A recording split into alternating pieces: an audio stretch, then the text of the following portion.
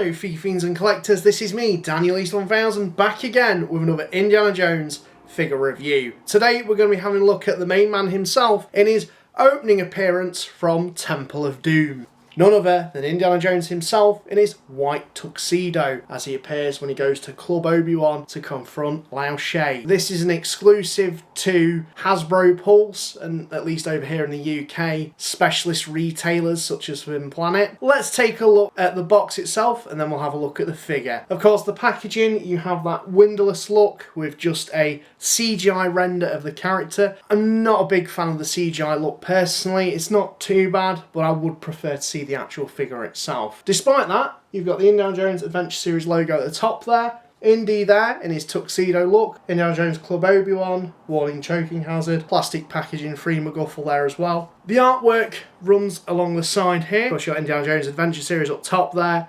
Indy looking at the diamond that he trades with Lao She, and him looking very flummoxed in a crowd of people because, well, if you've seen the film, he gets drugged and he's fighting for his life to find the antidote, which has been passed pillar to post. And at the bottom there, of course, you've got the plastic packaging free notation. Everyone loves that.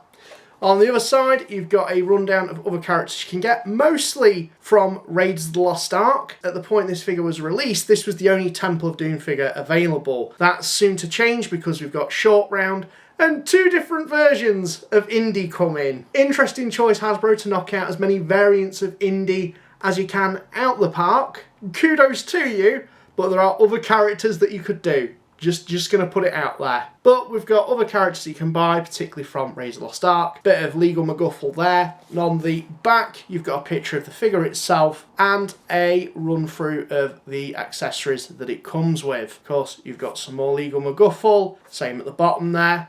And that's basically the packaging out of the way and done with. So, let's take a look at the figure itself. You never told me you spoke my language, Dr. Jones. Only on special occasions.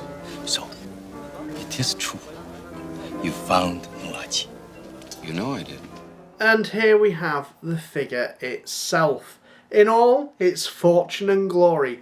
One thing I do want to mention before getting into the nitty-gritty of it though, is the fact that in one of my previous reviews of Professor Indy and Chasm, I did say that Professor Indy's overall sculpt was taken from this figure, and in fact, actually, it's not quite the case. There are certainly elements that this figure takes from this one, but in terms of the actual main jacket, they are very, very different. Certainly probably used a similar pattern, for sure. We've also got on this one the flower that Chasm actually uses, which is some cool reuse. But yeah, in terms of the arms, the bow tie certainly is reuse. The legs as well is most certainly reuse, and the feet. But the inner shirt jacket is different as well, because on the Tuxedo Indy it actually sits a little bit lower, whereas on this one it doesn't. So there are subtle differences between the two. At first glance you might not notice it, as I did. It's only until after I finished reviewing this figure I was like, oh, there's actually differences there. Well, I need to make an amendment with that, so that's the amendment here. With that out of the way and done with, let's take a look at this figgy. Okay, head sculpt wise, he's pretty good. It's not 100%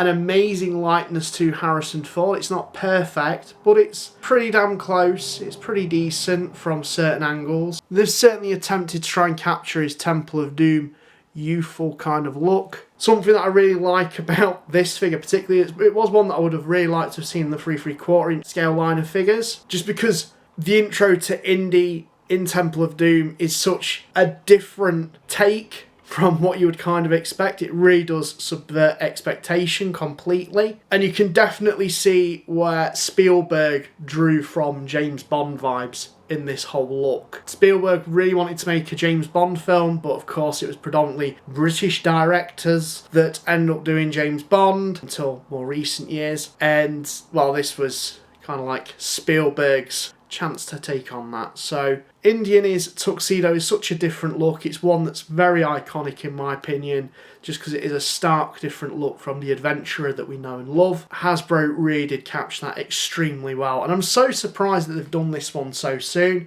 and I'm really equally as glad they have done. I'm pleased. I know there's a couple of people saying, oh, we're getting too many Indies, and I know I did just say that, but this one, I'll allow it. I'll allow it. And I do like the fact that Hasbro have said they want to do, you know, the stuff that everyone wants to see, but they also don't want to do a retread of what they did with the 3¾ inch line last time. So this is nice. It's nice that we're getting a bit of variety in terms of figure choice and selection. That's that. Little rant out the way. Figure itself, just moving down, got the black trousers. It's a very basic figure on first look, but I do have to say it's the accessories that really, really make this one and just knock it out the park. They do have their little complaints though, and by little I mean they are so damn tiny. For instance, as we can see here, I've got Indy holding the little jewel, the little diamond, of which he trades with Lao She.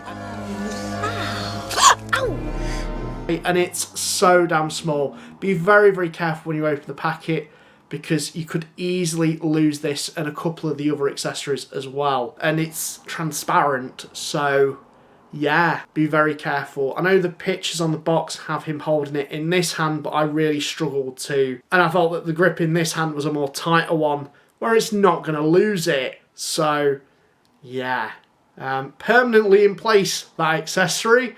I do not dare to remove it because it is teeny tiny. It is so small, but very, very cool that Hasbro included it. Now, in terms of other accessories, again, super duper teeny tiny little vial, if we can even show this off, of the antidote that Lao She keeps from Indy after he poisons him. And this is the thing that he's chasing around in Club Obi Wan trying to get. This thing's so small. It's this translucent blue plastic with the lid painted on at the top there that you can just about see because my chonky fingers are just getting in the way of that. Careful when opening this figure up because you could easily lose these. It also comes with this little tiny Nahachi urn.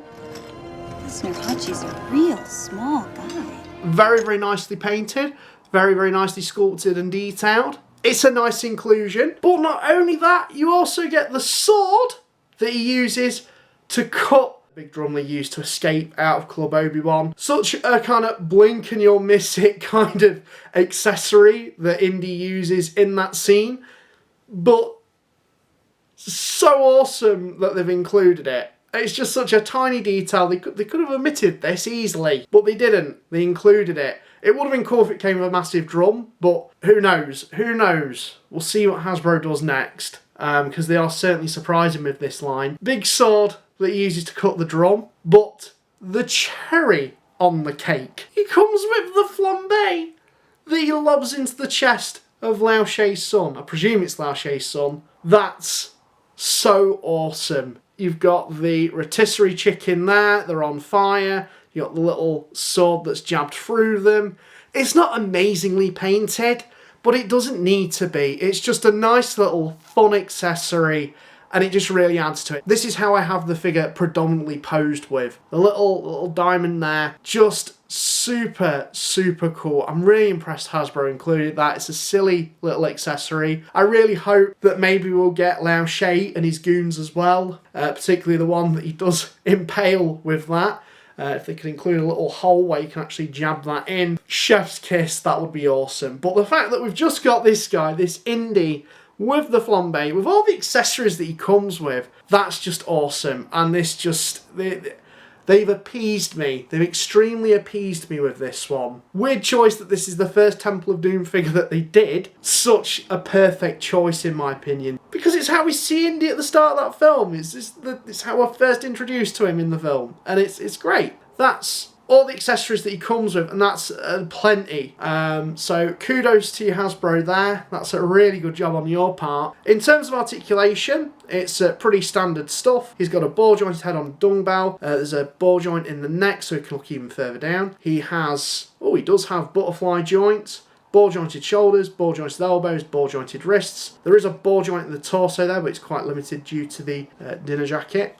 You've got ball jointed hips, swivels at the tops of the thighs, ball hinged knees, and ball hinged ankles with the rocker joints. So you can get this guy in some really, really good dynamic poses. Poses that you would definitely need for this guy from the scene that he appears in. It's such a chaotic moment in the film that you could reuse this figure to recreate scenes from. And I'm just absolutely besotted with it. I think it's brilliant. It's one, like I said, that I really wish we got to see in the 3 3/4 inch line, but I'm so glad that we've got it in the 6 inch line. It does, again, really lead me to wonder what are they going to do next with this figgy line. This just screams fun to me. This is what I want in a figgy. Purely and simply. Yes, the accessories are teeny tiny, but he comes with them. Hasbro said, fuck it, we'll do it. We're putting that in. We're putting that in. We're giving him this really oddly scene-specific thing. Perfection. Wonderful. Well done, Hasbro. And I can only but recommend this guy. Let me know what you guys think of this figure in the comments down below. And this is me, Daniel Lees 1000, signing out, and thank you very much for watching.